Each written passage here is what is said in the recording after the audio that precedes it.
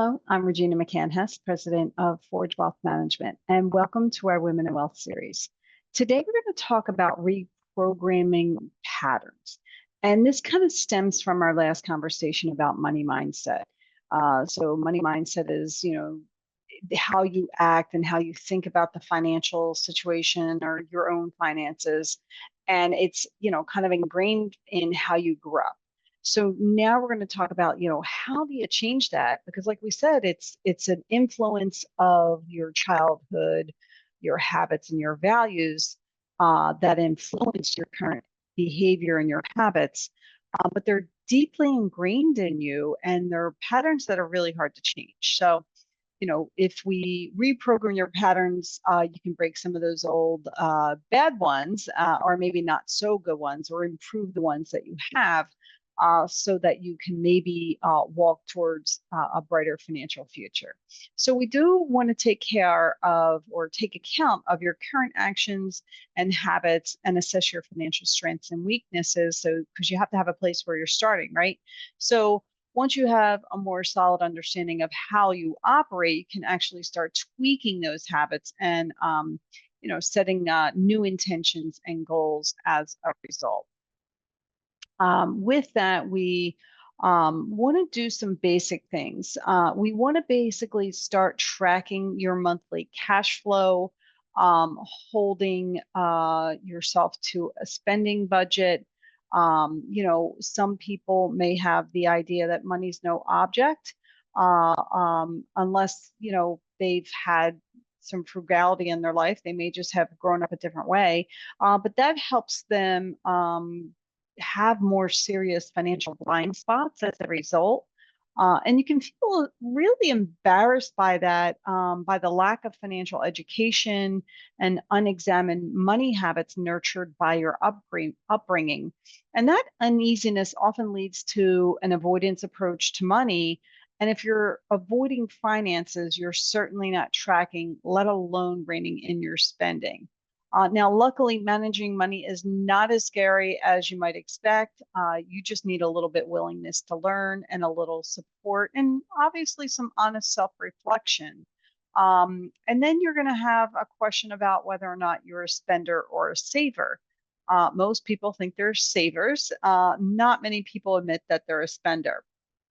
But that said, most of them, even if they say they're a saver, they're usually not saving enough and or in the right ways. And they generally really don't know that they're not doing enough or not doing it in the right ways. Because again, none of us were really brought up with this financial education. We weren't taught it in high school. We weren't taught it in college, unless of course we had a finance degree. At least when I grew up, financial conversation at the dinner table was a taboo topic.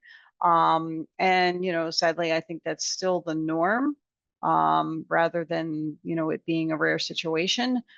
So where were you supposed to learn the proper way to handle your budget and your finances and things like that? It was taboo to talk about. So how were you going to learn good behaviors? There was no way to do that unless you went out and sought it out for yourself. So we're going to talk about a couple things like that.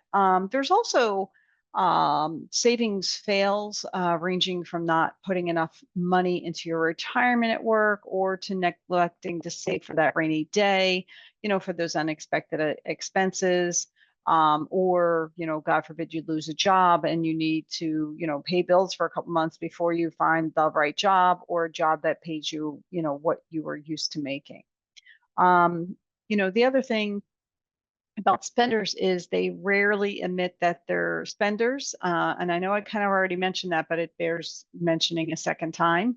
I know sometimes I feel like I'm a good saver, but then sometimes I look at my spending, I'm like, oh my gosh, girl, you need to rein it in. And sometimes it's good to have those conversations with yourself. And I usually win the argument. It's the best thing about those conversations with yourself. So now, if you've heard me speak before, I love spreadsheets, but that doesn't mean you have to use a spreadsheet to get the basics down. You can just use a piece of paper and a pen or a pencil and write your information down. What are you spending your money on? What, money coming in, money going out. A lot of times, we're focused on, okay, where are our paychecks coming in? How much are we getting? What's that net number? What we really don't focus on is what's going out. And really, it's supposed to be not about what you spend, it's about what you keep. And that's where some tracking could go a long way to help you keep a little bit more. So I'm always a advocate for Microsoft Excel or some kind of Excel spreadsheet. Because the online banking, you can actually export a lot of this stuff and it's already done for you. And you can just rearrange the categories and find a lot of information out for yourself. You want to divide the expenses into categories to see where you are spending the most. And where I tend to see the biggest spending and sometimes the biggest unnecessary expense is typically food and drink. Eating out. And that's not just going out to a restaurant, that's also all the coffee drinks and all the other, spots and buying lunch 4 or 5 times a week. I think people forget how to brown bag it. And it's hysterical because I literally just pulled a brown bag to make one of my kids lunch. And I'm like, oh my gosh, I wonder if anybody even still uses the brown bags. It's just me, right? But I like to have fun with it. So we brown bag it occasionally when we're going to, well, actually, I brown bag most days. But I do like to go out too. I really enjoy going out. My family enjoys going out. So that is one of our biggest expenses. And that is the first place I go to when I need to rein in our spending. I just, cut down our eating out budget. And that's an easy way to do it because it's not a necessity, right? We think it is, but it's not. It's more of a want versus a need. So it doesn't mean that you have to completely nix the eating out. You just create a budget for it. And having a budget for the eating out can solve a lot of problems, whether or not you do it a weekly budget or a monthly budget. And what I've done in the past is to do that in cash. We set a monthly budget for eating out, and we had to use cash anytime we ate out, no credit cards, because once the cash was gone, we were not allowed to eat out the rest of the month. So those are some hard truths, and probably why my family gets annoyed with me once in a while. So the second biggest culprit, and sometimes the first biggest culprit, depending on what your family likes to do and how they like to spend money. But the second biggest one is online orders, and we'll pick on Amazon because they have the biggest online superstore. But obviously, there's a lot of other online shopping that you can do. But we all have Amazon accounts. Our credit cards already in the machine, right? We just pick on our phones or our iPads or whatever it is. We're like, oh, that looks really cute. You hit the button, and the next day it shows up, or a couple days later, it shows up on your doorstep. I mean, how easy is that, right? Talk about having an easy button. But the problem is you're not handing someone your credit card. You're not having to, Venmo them or send them cash or anything. It's just easy. So you're not really thinking about how much you're spending. Now, obviously, on your credit card at the end of the month, you're seeing, the total bill, but that's mixed in with a whole bunch of other stuff. So you're not seeing the percentage of your spending and how much it goes to the online shopping. So this is another way that we can trim down people's spending so that they can get more into savings. You can go back and track what you've spent both on eating out and online orders, or if you have other expenses that are bigger than these, then you can pick the ones that are bigger for you. And you want to go at least 3 months back. I like to go 6 months back, but I'm kind of a money nerd. And most people are not going to have that kind of patience. So even if you go back 3 months, you'll see a pattern. Obviously, if you do 6 months, you're really going to see the pattern. But it's before you do that, it's easy to say, well, it was a special month. We had birthdays, we had this, we had that. But if you see that number over 6 months, then it's not a special month. It's just like, wow, that's really my spending every single month, the average of it. Obviously some months are going to be a little higher, some are going to be a little bit lower, but the numbers are the numbers. The numbers don't lie. So from there, you're going to want to estimate your monthly averages for those spending. If it's easier for you to do a financial journal, like some people, and I've done this in the past, where you keep this little notebook with you and you write everything you spend, you write it down. So, because then it's like tactile, right? It's like you wrote it down, You're looking at it, it's kind of connecting to your brain a little bit more. There's a lot of really good budgeting apps that can do some of this for you as well. We're all looking for newer budgeting apps since Mint isn't around anymore. So if you find a really good one, let me know, because Mint was a fave of a lot of people. Okay, so the next thing you want to do is just kind of challenge yourself to cut both of those numbers in half, even for a month. Or if it's not a half, if that seems like, oh gosh, I can't do that. All right, decrease it by 25%. Just try to do it and see what it does for you and see how much you save. And then you can see if you do that for 1 month and you save that, whatever that extra is for 1 month, multiply that by 12 and see the impact of that over a year. Now, if you feel like, all right, I'm going to start this, and as with everything else, I'm not really going to follow through with it, well, then you need an accountability buddy, whether or not that's a friend or a family member, somebody who's also maybe going to do the same exercise right along with you, so you can help each other with accountability. We find that kind of works pretty well too. So that's some of the things that we like to talk about. Even when you make some small adjustments, you're going to be amazed about how the long-term potential impact that is to either save or invest for your financial future. Another factor that increases your online spending is social media. Hey, I'm just as guilty. I look at all those ads. I'm like, oh, that's really pretty. I actually was looking at a purse this morning, like, oh, that's really pretty. It has an inside, it has that. And then now I'm going to see that ad probably, 1,000 times because I actually stopped and looked at it, but I didn't buy it. It was just really pretty. But we all get pulled into that, right? And then, or if we're talking about something in the car and then we go onto our social media and the next thing we see are ads for it. I mean, it happens, people, come on. But we do get wrapped up in the glitz and the glamour too of social media, because you see all the online ads, you see all the influencers, that's all leading to emotional driven impulse purchases. And that just reinforces itself as you keep doing it more and more. Now, just remember those social media influencers, they're doing this, and, right or wrong, they're selling something. Hey, this looks great on me. It'll look great on you. They're selling something. They're selling a product. And it's really hard to try and emulate the Kardashians.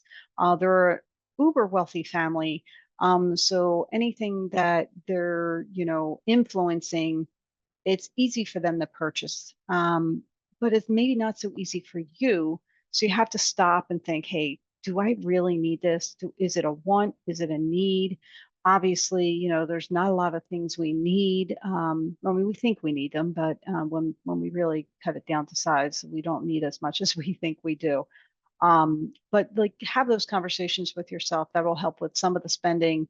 And when you do that, you're not just, when you're buying things from the influencers, or buying it because the influencers are, peddling it, I guess I should say, you're not supporting your lifestyle. You're supporting their lifestyle.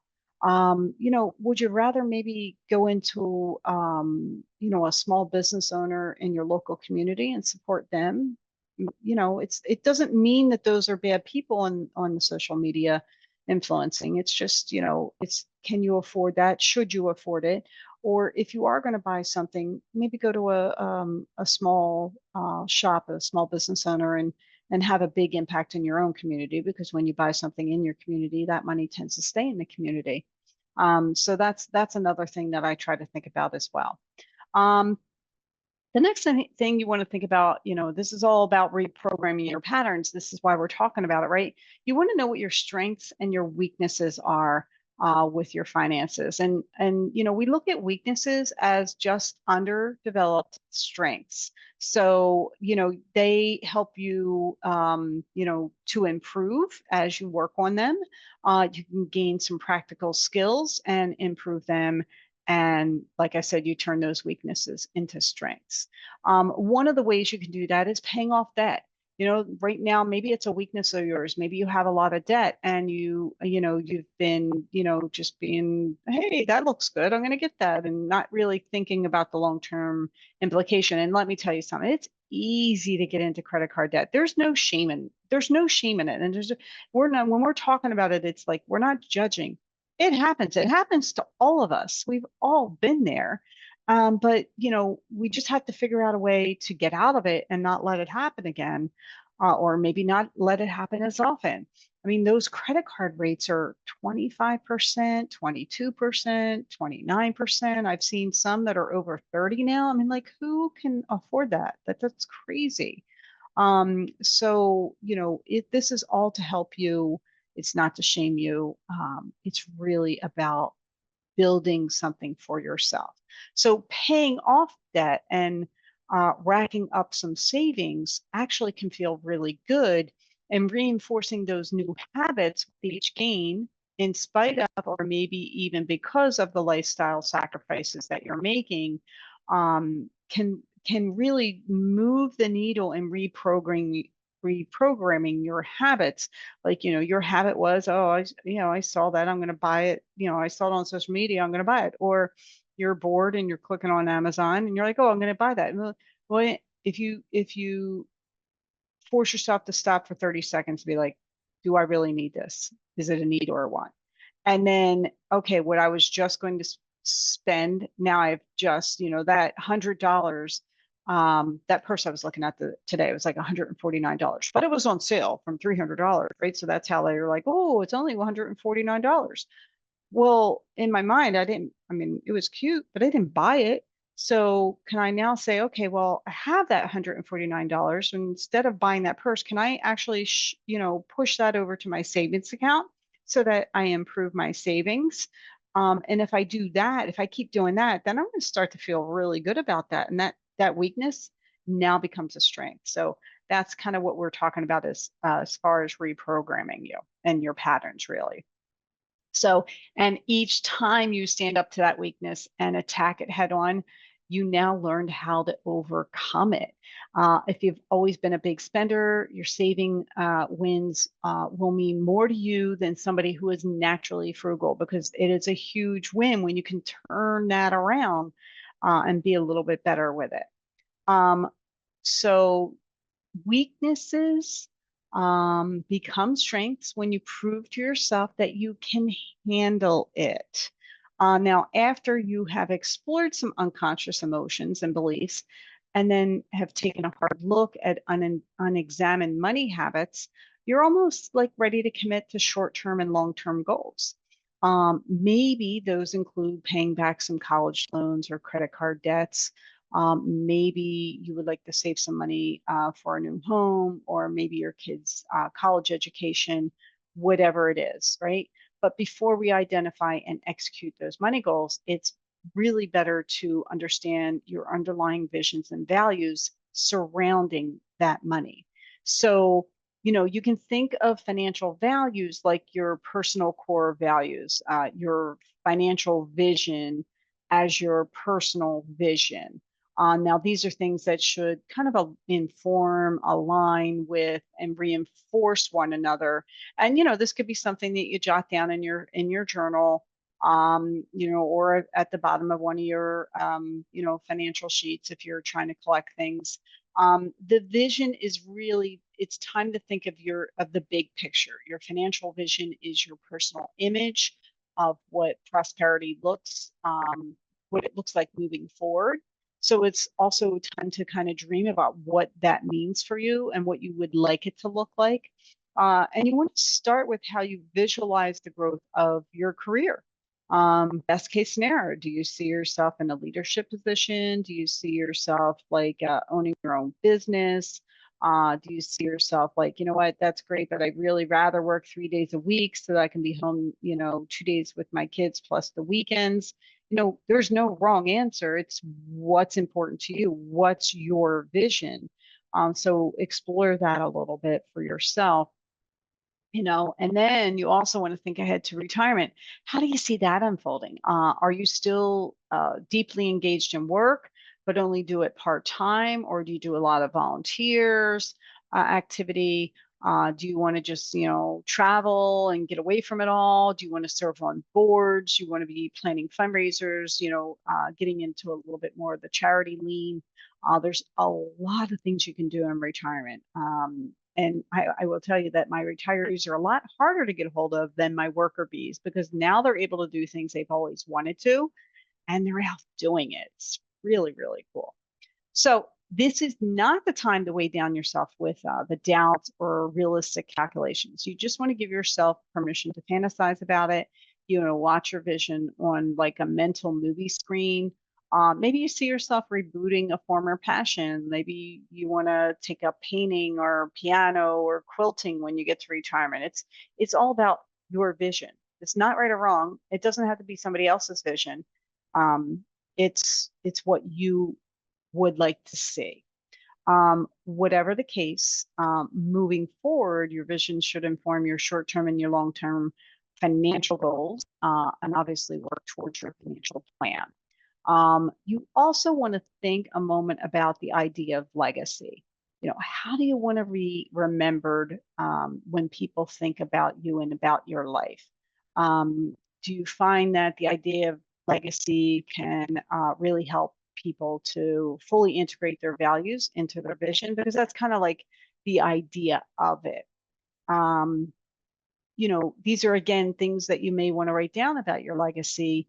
You want to look at your vision that you wrote down, and you want to see if it really jives with your values and how you want to be remembered. Now, your values are all about being true to yourself, being true to what you define as important for you and your family. They're what make you tick, what makes you get up every day, get out of the house, go do what you're going to do. They inform you how you feel about yourself and what type of person you are and what type of person you want to be. They can also affect your outward view on life and how they engage with the external world. A common money emotion is guilt. That could be from a poor upbringing, a religious culture, or some other reason. You struggle to let yourself spend, invest, or even save. Those are common types of things that people have to overcome and work through. And then you can, without working through it, you can view this through the negative lens and beat yourself up with that guilt or shame. I prefer to locate the positive values underlying that emotion, and change it over to like generosity and compassion. Like, yeah, I grew up poor. I'm not ashamed to admit it. I've been telling people for a while right now, I grew up poor. And I am careful, very careful about my money because I don't want to be poor again, right? But that doesn't mean that I can't do things for my family and help my family. But as instead of feeling guilty because I have when I didn't have growing up, and some of my, friends still don't have, instead of feeling guilty about that, I do something positive with it. I am involved in a homeless shelter. I donate money to many causes. I mean, there's plenty of things and reasons that you can do to support your values without being stuck in a negative thought pattern, and this could help you move through that pattern and beyond that into something that may be more helpful for you. So you want to just, take a moment to think about your values. You can just go through it in your head. You have a financial journal. You can write it down. Like, it doesn't even have to be like complete sentences and paragraphs. It could be just bullet points with words or phrases that come to mind when you think about values. Next, you want to think about, how each one of those might relate to your financial approach. A value related to family might lead to investment in your children's upward mobility. I think as parents, we all want to see our kids do better than us. We want, we went this far, but we want to see them go that far.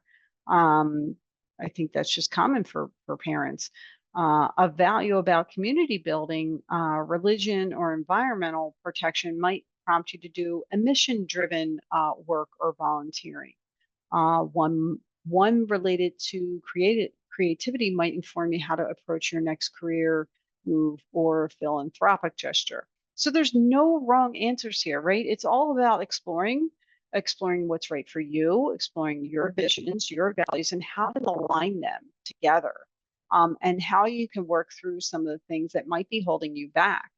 One of the best steps that you can take is to start including your kids in constructive conversations about cash flow and money management.